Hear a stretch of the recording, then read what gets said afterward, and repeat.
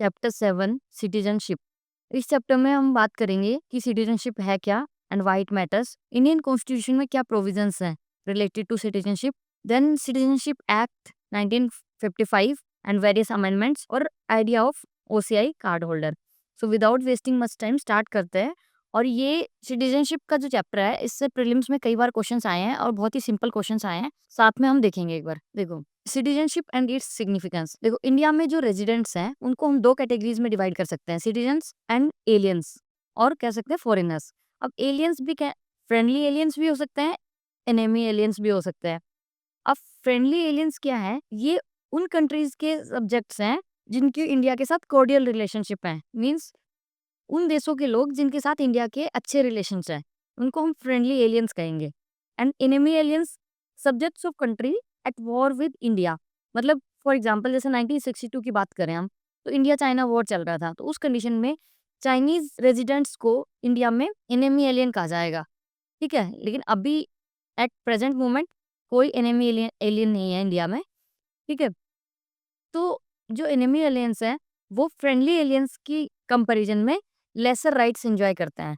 And जो सबसे ज़्यादा राइट्स एंजॉय किए जाते हैं वो सिटीजन्स के द्वारा किए जाते हैं। मीन्स बेसिकली हम सिटीजनशिप को ऐसे समझेंगे कि सिटीजनशिप क्या है, एक तरह से फुल मेंबरशिप है किसी भी कंट्री की। हम जब इंडिया की बात करते हैं तो Indian citizens have full membership of India. They owe allegiance to the Indian state, means पूरी लॉयल्टी होती है towards the India in terms of following Indian laws, Indian constitution etcetera. और जो इंडियन सिटीजन्स हैं उनको सारे civil and political rights provide किए जाते हैं। For example voting right, right in terms of government employment etcetera. ठीक है, तो सिटीजन्स के पास तो सारे पॉलिटिकल एंड सिविल राइट्स हैं। फ्रेंडली एलियंस के पास कुछ राइट्स हैं, बट एनिमी एलियंस के पास इनसे भी कम राइट्स हैं। फॉर एग्जांपल जैसे आर्टिकल 22 है, right to protection against arrest and detention, तो वो फ्रेंडली एलियंस के पास होता है लेकिन एनिमी एलियंस के पास नहीं होता है। अब देखो कुछ राइट्स होते हैं जो एक्सक्लूसिव है टू इंडियन सिटीजन्स, तो ये हमें पता होना चाहिए बिकॉज एग्जाम में डायरेक्ट पूछा जा सकता है कि कौन कौन से राइट्स इंडियन सिटीजन्स के पास एक्सक्लूसिवली होते हैं। तो जो हमारा फंडामेंटल राइट्स हैं पार्ट 3 में आर्टिकल 12 टू 35, उसमें से कुछ राइट्स हैं जो इंडियन सिटीजन्स को एक्सक्लूसिवली प्रोवाइड किए जाते हैं। जैसे article 15 right against discrimination, article 16 equality of opportunity in public employment, 19 freedom of speech and expression, articles 29 and 30 protection of culture education, minority rights हैं एक तरह से। And then right to vote under article 326।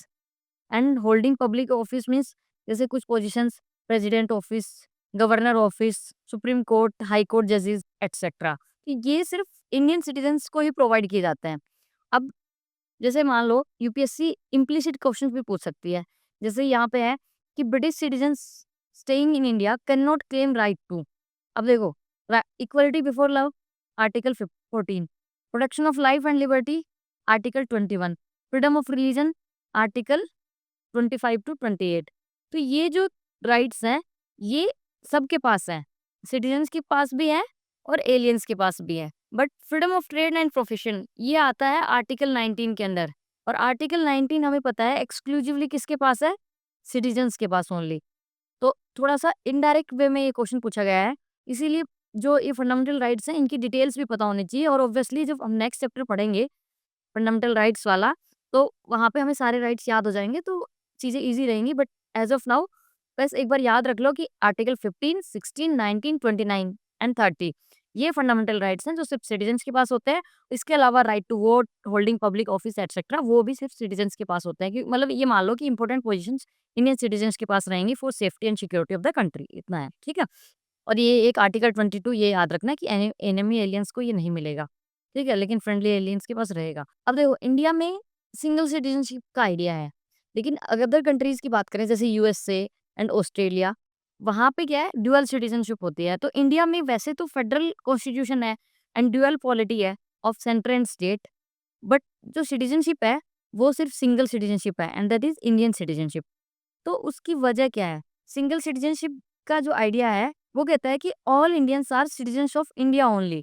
मतलब चाहे तो वो किसी भी स्टेट और यूनियन टेरिटरी में से बिलोंग करते हो, कहीं पे भी बॉर्न एंड ब्रॉट अप हुआ हो उनका, but they all have citizenship of India only.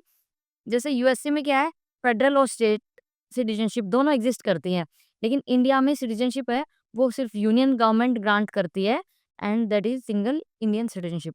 और इंडिया में जो हर एक इंडियन है वो इंजॉय करता है same rights, privileges and duties across the country without state wise distinctions. लेकिन जैसे अगर हम बात करें यूएसए की, तो वहाँ पे ड्यूअल सिटीजनशिप है, फेडरल एंड स्टेट सिटीजनशिप दो होती हैं। फेडरल एंड स्टेट गवर्नमेंट्स दोनों ये सिटीजनशिप प्रोवाइड कर सकती हैं, बट इंडिया में सिर्फ सेंट्रल गवर्नमेंट प्रोवाइड करती है ये, ठीक है।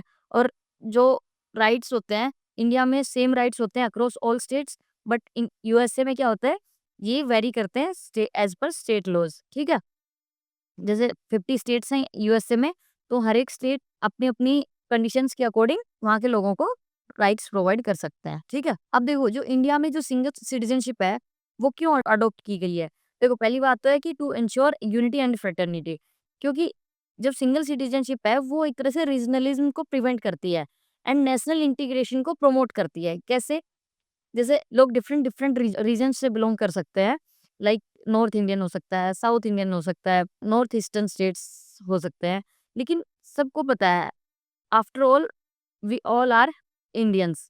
तो एक तरह से above regional allegiance we have the Indian allegiance, avoids division of loyalties, obviously ensure करता है कि सिटीजन्स अपने आप को इंडियन आइडेंटिफाई करें rather than belonging to a specific state. Last chapters में हमने ये भी देखा था कि हमने इंडियन कॉन्स्टिट्यूशन में वो जो प्रोविजंस हैं वो डिफरेंट डिफरेंट कंट्रीज से बोरो किए हैं। इंडियन पार्लियामेंट्री सिस्टम भी ब्रिटेन से लिया हुआ है, तो जो सिंगल सिटीजनशिप का आइडिया है वो एक तरह से ब्रिटेन से लिया हुआ है, और हम ब्रिटेन की कॉलोनी भी रहते, तो समहाउ हिस्टोरिकल इन्फ्लुएंस भी है। और ये जो सिंगल सिटीजनशिप अडॉप्ट करने का पीछे एक रीजन ये भी है कि भाई अक्रॉस इंडिया इक्वल राइट्स होंगे, कोई डिस्क्रिमिनेशन नहीं होगा।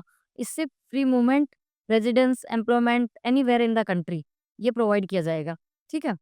प्रीलिम्स में अगर बात करें तो थोड़े कंसेप्चुअल जो क्वेश्चंस आते हैं घुमा फिरा के, तो वहाँ पे बस ये पॉइंट्स थोड़ा ध्यान रखने वाली बात है कि हाँ, जो सिंगल सिटीजनशिप का आइडिया है वो हमने क्यों अडॉप्ट किया है, और अगर मेंस में कुछ इस तरह से आता है तो वहाँ पे भी इन पॉइंट्स को लिख सकते हैं। अब देखो, अब सिंगल सिटीजनशिप है तो same political and civil rights सारे सिटीजन्स के पास हैं, लेकिन कुछ एक्सेप्शंस भी हैं।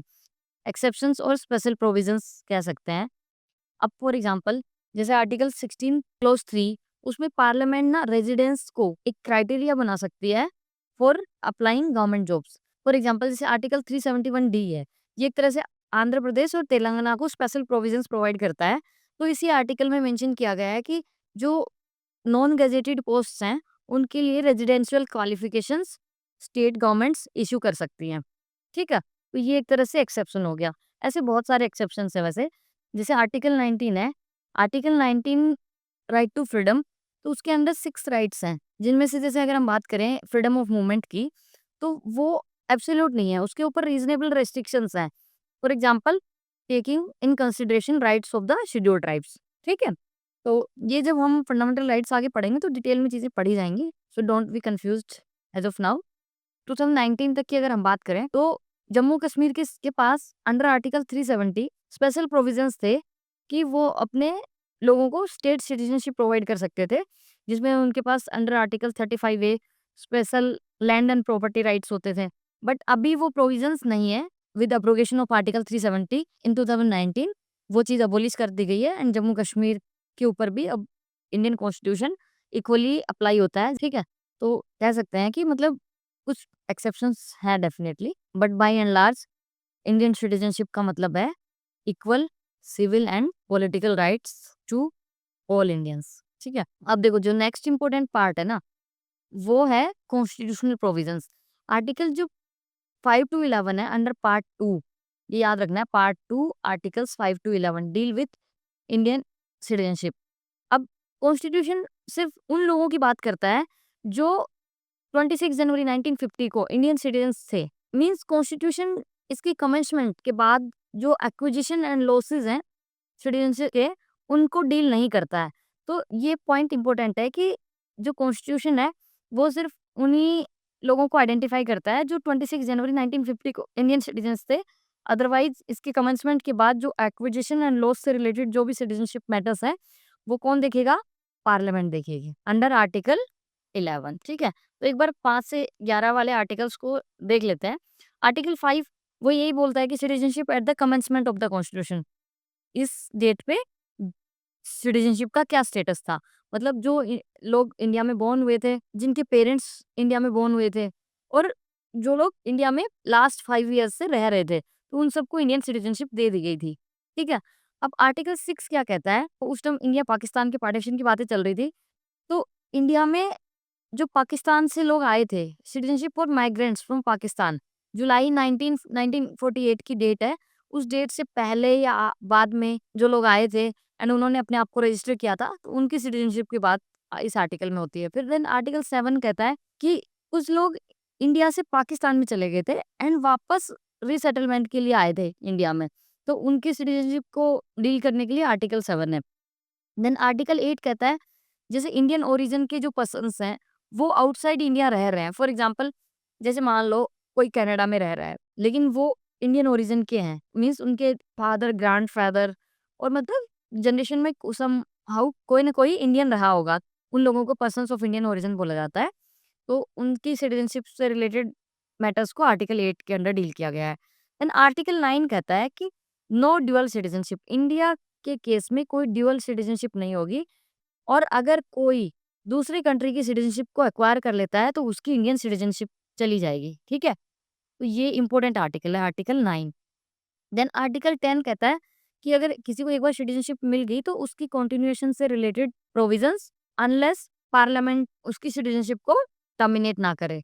आर्टिकल 11 ये बहुत इंपॉर्टेंट आर्टिकल है। ये आर्टिकल 11 ही पार्लियामेंट को पावर देता है टू रेगुलेट सिटीजनशिप, और इसी वजह से पार्लियामेंट ने सिटीजनशिप एक्ट 1955 इनेक्ट किया, ठीक है। तो 5 टू 11 आर्टिकल्स, इसमें से ज़्यादा इंपॉर्टेंट कौन-सा है? 9 कि नो ड्यूअल सिटीजनशिप, मतलब एक तरह से जो सिंगल सिटीजनशिप का आइडिया है, वो आर्टिकल 9 के अंडर है।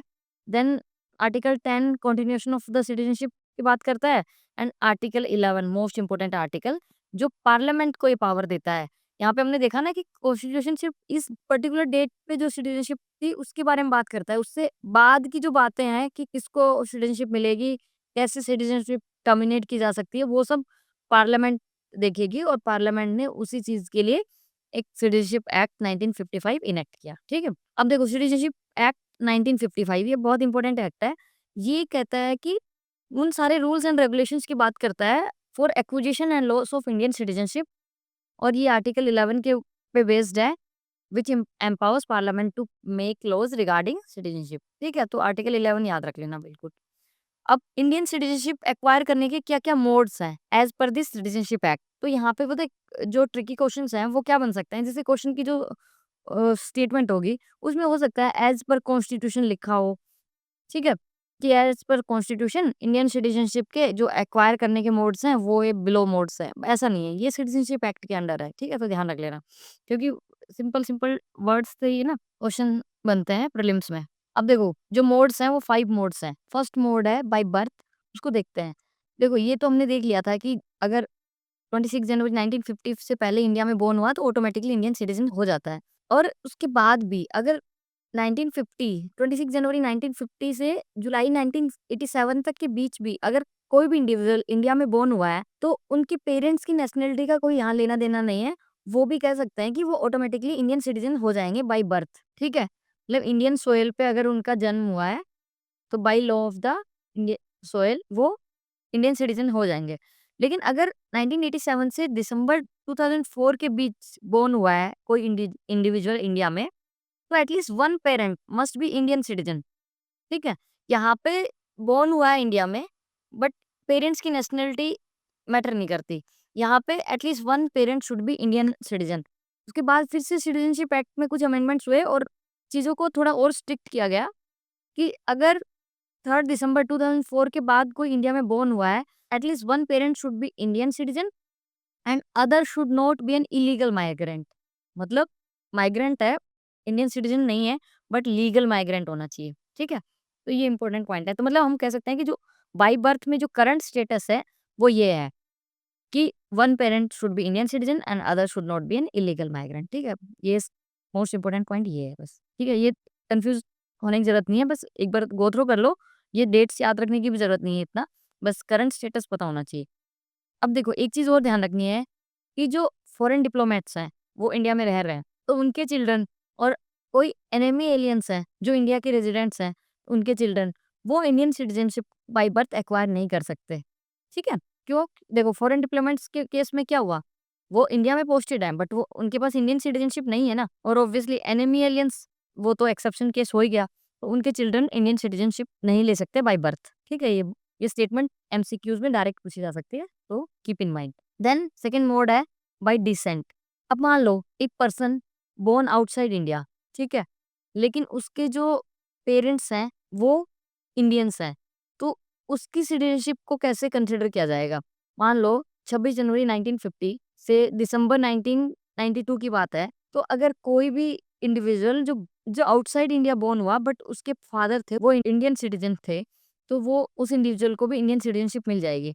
लेकिन चीज़ों को और रिलैक्स किया गया, 1992 कह सकते हैं कि एलपीजी एरा है, लिबरलाइजेशन, प्राइवेटाइजेशन, ग्लोबलाइजेशन वाला, और उसमें ये बोला गया है कि मान लो कोई इंडिविजुअल आउटसाइड इंडिया बोर्न हुआ है और उसके कोई भी पेरेंट, चाहे तो मदर और फादर, दोनों में से कोई एक अगर इंडियन है, तो उसके चाइल्ड को भी इंडियन सिटीजनशिप मिल जाएगी। और एक चीज़ और, फिर दिसंबर 2004 में कुछ न्यू अमेंडमेंट्स आए थोड़ा और बेटर रेगुलेशन के लिए, कि जो चाइल्ड का बर्थ है आउटसाइड इंडिया, वो इंडियन कॉन्सुलेट में रजिस्टर होना चाहिए विदिन 1 ईयर, तभी उस चाइल्ड को इंडियन सिटीजनशिप के लिए कंसिडर किया जाएगा। ठीक है?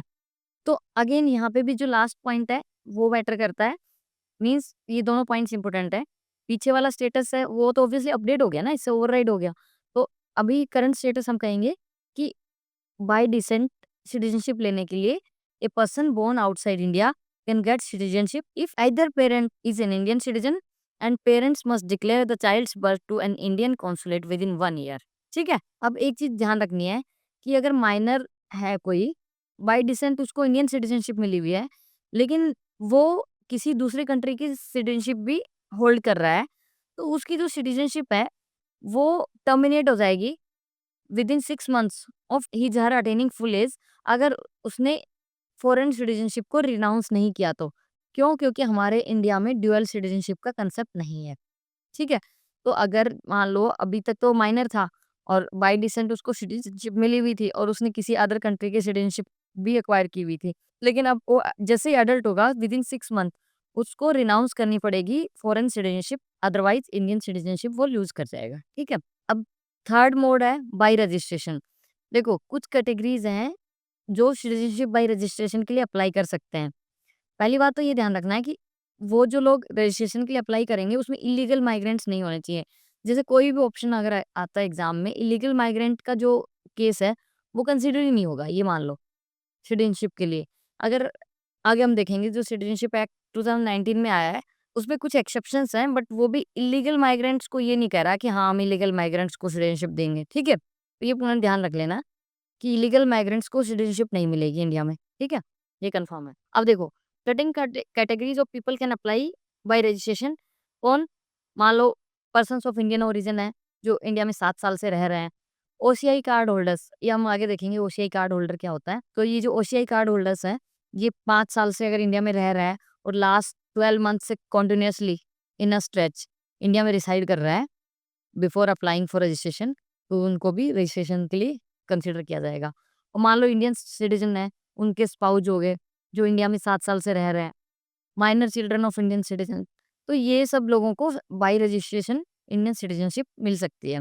देन बाय नेचुरलाइजेशन, अब मान लो फॉरेनर अप्लाई कर सकता है इंडियन सिटीजनशिप के लिए अगर वो लास्ट 14 ईयर्स में 12 साल इंडिया में रिसाइड कर चुके हैं, जिसमें से अप्लाई करने से जस्ट 1 ईयर पहले कॉन्टिन्यूअसली रहे हैं, और उससे पहले 13 ईयर्स जो गए उसमें बाय एंड लार्ज 11 ईयर्स के लिए वो इंडिया में रिसाइड कर रहे थे, तो उनको बाय नेचुरलाइजेशन इंडियन सिटीजनशिप मिल सकती है। और साथ ही government of India naturalisation process के अंदर सिटीजनशिप सर्टिफिकेट इश्यू कर सकती है उन लोगों को who have a good character and knowledge of Indian languages under eighth schedule. Eighth schedule में हमने देखा 22 लैंग्वेजेस है, तो उनमें से अगर किसी इंडियन लैंग्वेज की नॉलेज है तो वो क्राइटेरिया भी इंडियन गवर्नमेंट कंसिडर कर सकती है।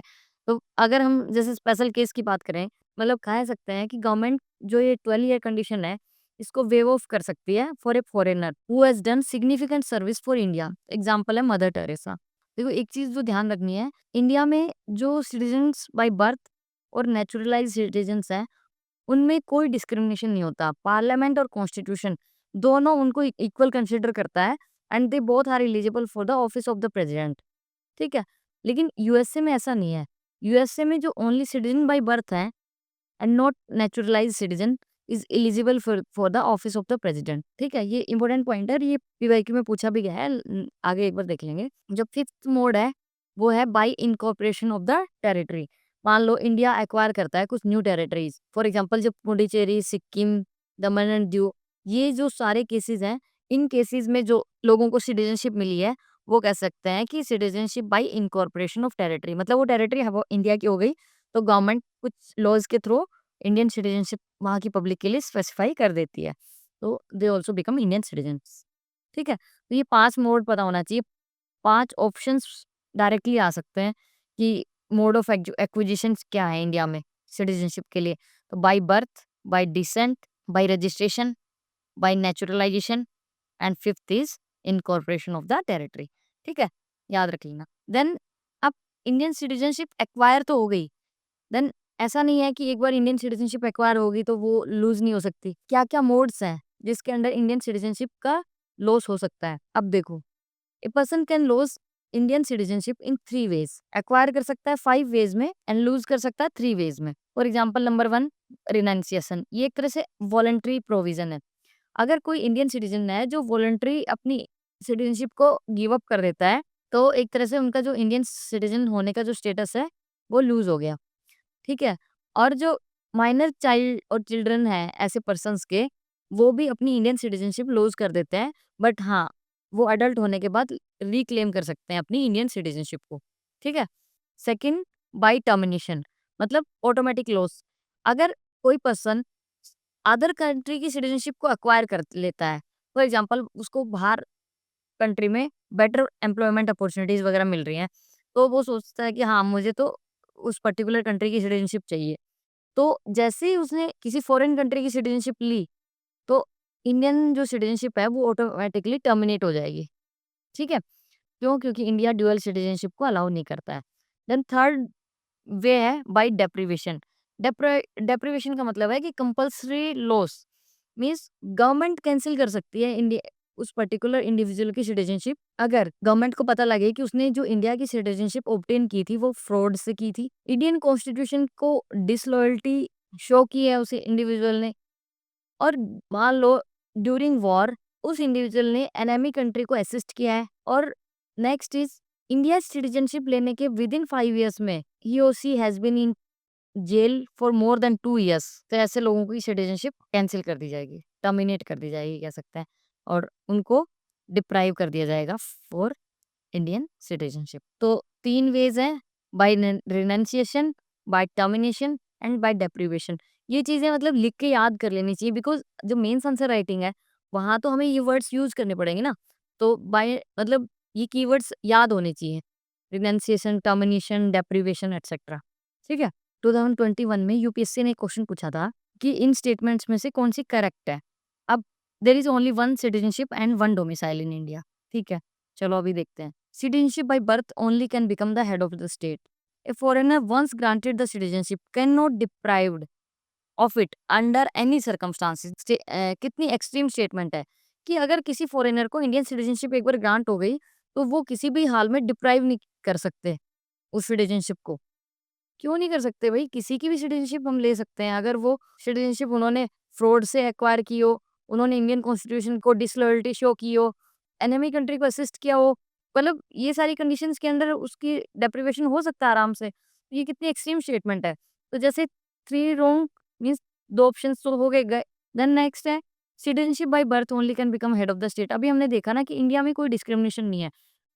इंडियन सिटीजन्स का मतलब इंडियन सिटीजन।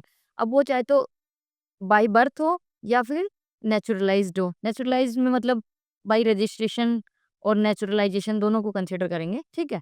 तो कोई डिस्क्रिमिनेशन नहीं होता और वो हेड ऑफ द स्टेट के लिए दोनों एलिजिबल हैं। बट यूएसए में खैर डिस्क्रिमिनेशन होता है, ये दोनों एलिजिबल नहीं है जो ऊपर देखा। ये स्टेटमेंट रॉन्ग हो गई। अब there is only 1 citizenship and 1 domicile obviously Indian citizenship है और हम एक पर्टिकुलर स्टेट का डोमिसाइल हम रखते हैं ना, जैसे मान लो किसी के पास हरियाणा का डोमिसाइल है, किसी के पास पंजाब का डोमिसाइल है, तो मतलब रेजिडेंस के हिसाब से हम डोमिसाइल होल्ड करते हैं।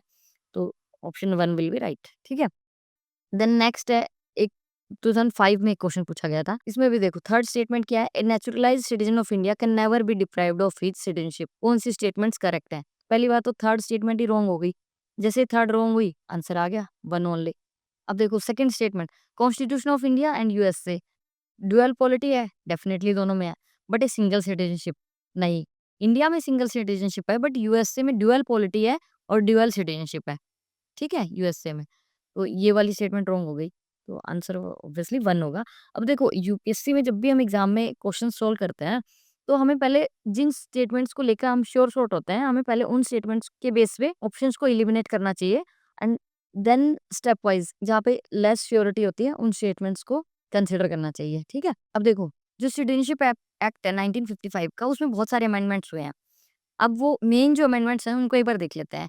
अब जैसे जो 1985 का अमेंडमेंट हुआ था, वो बेसिकली आसाम से रिलेटेड था कि आसाम में जैसे जो 25 मार्च 1971 ये एक इम्पोर्टेंट डेट है जब बांग्लादेश लिबरेशन वॉर की बिगिनिंग हुई थी। तो उस टाइम क्या हो रहा था कि जो इंडिया में बांग्लादेश से बहुत सारे माइग्रेंट्स और कह सकते हैं इलीगल माइग्रेंट्स एंटर कर गए थे। तो बेसिकली जो नॉर्थ ईस्टर्न स्टेट्स हैं और स्पेसिफिकली जो आसाम है, क्योंकि आसाम बॉर्डर शेयर करता है ना बांग्लादेश के साथ, ठीक है? तो आसाम की जो डेमोग्राफी है वो काफ़ी हद तक चेंज हो रही थी। तो आसाम अकॉर्ड आया था, उसका जो पोस्ट इंडिपेंडेंस में उसका बैकग्राउंड पढ़ेंगे, बट यहाँ पे बस इतना ध्यान रखना है कि एज़ पर 1985 का एक्ट, जो आसाम में जो भी माइग्रेंट्स एंटर हुए थे, तो उनको 3 कैटेगरीज़ में डिवाइड किया गया। जो लोग 1 जनवरी 1966 से पहले एंटर हुए थे, उनको इंडियन सिटीज़न्स रिकॉग्नाइज़ कर लिया गया।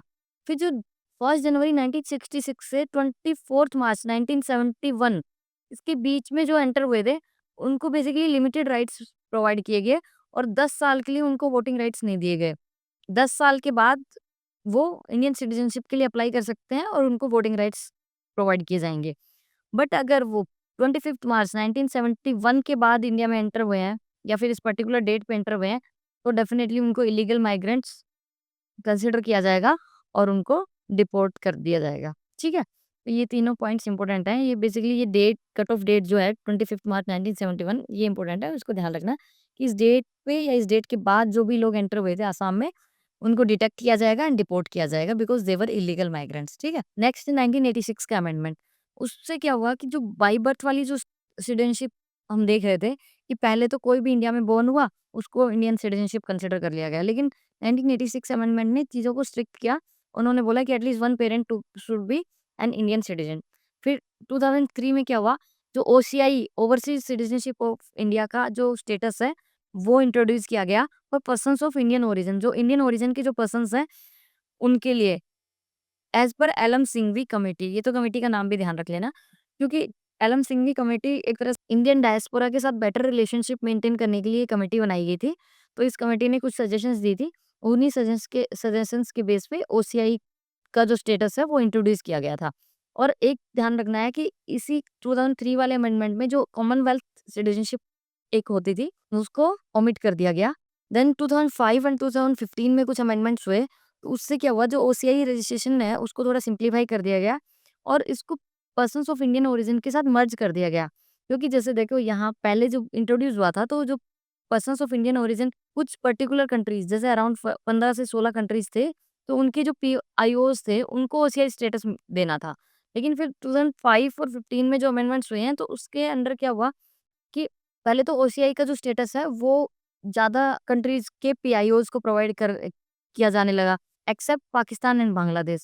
क्यों? ऑब्वियसली पाकिस्तान एंड बांग्लादेश तो इंडिया से ही अलग हुए हैं, तो ये तो पूरा पाकिस्तान और बांग्लादेश ही पीआईओ में आ जाएगा ना, तो वो एक्सेप्शंस हैं। इसके अलावा ओवर द टाइम 2015 में पीआईओ का स्टेटस और ओसीआई का स्टेटस कॉमन कर दिया गया और जो ओसीआई का जो नोमेनक्लेचर था उसको ओसीआई कार्ड होल्डर बना दिया गया। अब जो ओसीआई कार्ड होल्डर का क्या मतलब है, देखो ओसीआई कार्ड होल्डर का मतलब है कि जैसे इंडियन सिटीजन है, इंडियन सिटीजन के पास इंडियन पासपोर्ट होता है, ठीक है? ओसीआई होल्डर्स के पास इंडियन पासपोर्ट नहीं है, इनके पास कोई वोटिंग राइट्स भी नहीं है, और ये रजिस्टर्ड है सिटीजनशिप एक्ट 1955 के अंडर। ठीक है, ये बेसिकली अगेन वही pi persons of Indian origin के लोग हैं, और जो कुछ कंडीशंस को सेटिस्फाई करते हैं तो उसके बाद उनको इस एक्ट के under as OCI card holders register कर दिया गया है। ये गवर्नमेंट जॉब्स के लिए एलिजिबल हैं इंडियन सिटीजन्स, ओसीआई नहीं एलिजिबल है। इंडियन सिटीजन्स प्रॉपर्टी से रिलेटेड फुल राइट्स को ऑन करते हैं। ओसीआई ये प्रॉपर्टी बाय कर सकते हैं एक्सेप्ट एग्रीकल्चर लैंड। ठीक है, अब जैसे ट्रैवल एंड स्टे की बात करें तो इंडियन सिटीजन्स के लिए रेस्ट्रिक्शंस नहीं है सच, लेकिन ओसीआई के लिए वीजा की रिक्वायरमेंट तो नहीं है, बिकॉज जो ओसीआई कार्ड है वो itself act as a multiple entry life long visa for visiting India. ठीक है, अब जैसे एनआरआई की बात करें तो एनआरआईज एक तरह से इंडियन सिटीजन है, बट एनआरआईज को हम ओसीआई नहीं कह सकते। क्यों? क्योंकि ये तो ऑब्वियसली इंडियन सिटीजन्स हैं। और एनआरआई और ओसीआई की अगर हम बात करें तो ओसीआईज एनआरआईज की तरह एजुकेशन प्रोफेशन परस्यू करने और adoption, archaeological survey of India के जो मॉन्यूमेंट्स वगैरह पे जो फीस से रिलेटेड जो मैटर्स हैं, उनमें एनआरआईज और ओसीआईज को इक्वल स्टेटस मिला हुआ है। ठीक है, लेकिन वो एनआरआईज के एट पार नहीं है। क्यों? क्योंकि एनआरआईज तो एक तरह ओवरऑल इंडियन सिटीजन नहीं है ना, जो नॉन रेजिडेंट इंडियंस हैं, मतलब बाहर रह रहे हैं बट इंडियन सिटीजन्स हैं। वो एग्रीकल्चर और प्लांटेशन प्रॉपर्टीज वगैरह भी एक्वायर कर सकते हैं, लेकिन ओसीआईज नहीं कर सकते। और ओसीआईज पे कुछ रेस्ट्रिक्शंस होती हैं, लाइक वो मिशनरी एक्टिविटी, तबलीग, जर्नलिज्म, माउंटेनियरिंग, ये सब नहीं कर सकते। ठीक है, तो ये 3-4 पॉइंट्स ये भी ध्यान रख लेना कि ओसीआईज और एनआरआईज में क्या डिफरेंस है। वो एनआरआईज तो बेसिकली इंडियन सिटीजन्स है, लेकिन OCIs are not Indian citizen. And चीज़ों में सिमिलरिटीज है, like education pursuing profession, adoption, fees ASI monuments, but they are not at par to the NRIs in case of acquisition of agriculture और plantation properties. And कुछ restrictions हैं in terms of missionary, तबलीग, journalism, mountaineering. ठीक है, अब देखो पीछे है ना, हम अमेंडमेंट्स पढ़ रहे थे, तो इसमें एक जो मेजर अमेंडमेंट जो अभी हुआ है 2019 में, उसको भी देख लेते हैं।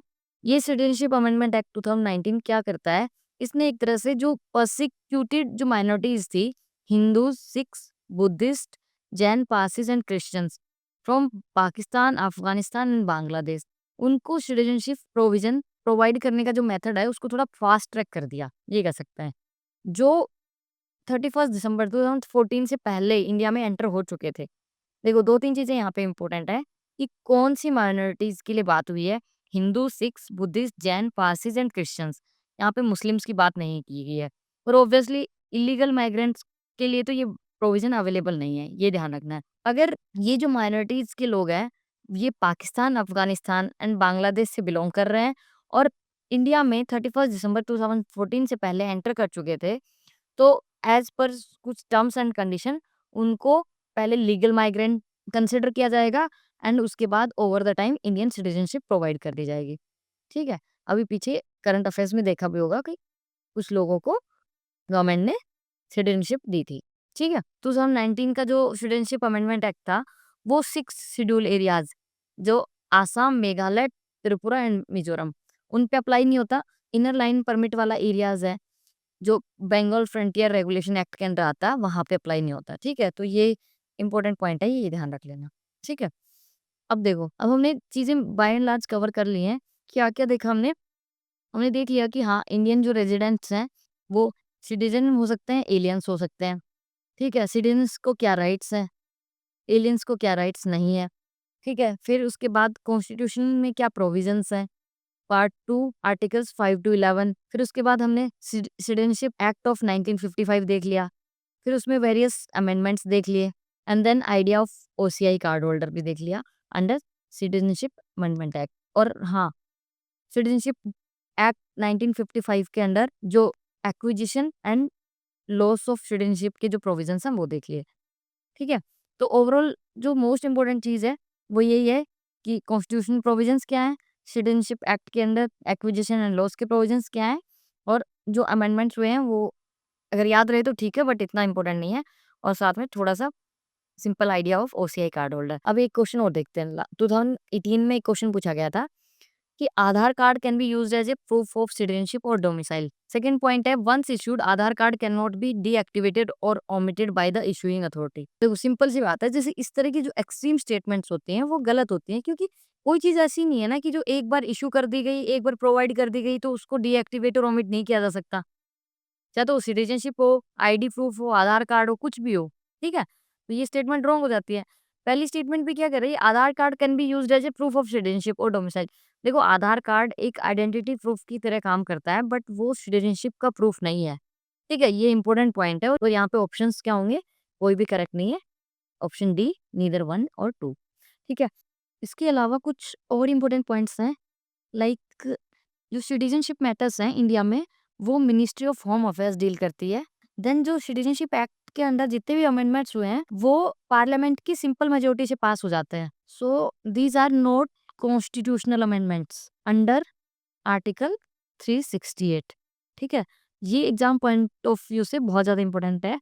देन नेक्स्ट एक पॉइंट और है, वो है कि जो रजिस्ट्रेशन और नेचुरलाइजेशन प्रोसेस हमने बात की, तो जो एक्विजिशन मोड्स हैं, रजिस्ट्रेशन एंड नेचुरलाइजेशन, उन दोनों मोड्स के लिए ऑथ ऑफ एलिजियंस लेनी पड़ती है इंडिविजुअल्स को, जिसमें उनको डिक्लेयर करना पड़ता है कि they will abide by the constitution और लॉ ऑफ द लैंड, ठीक है? ये इंपॉर्टेंट पॉइंट है। और एक चीज देखो, ये अगर यहाँ पे कुछ कंफ्यूजन है रजिस्ट्रेशन और नेचुरलाइजेशन प्रोसेस में, तो देखो इतना ध्यान रखना है कि रजिस्ट्रेशन प्रोसेस यूज किया जाता है उन फॉरेनर्स के द्वारा जो इन कैटेगरीज में फॉल करते हैं, मतलब, ठीक है?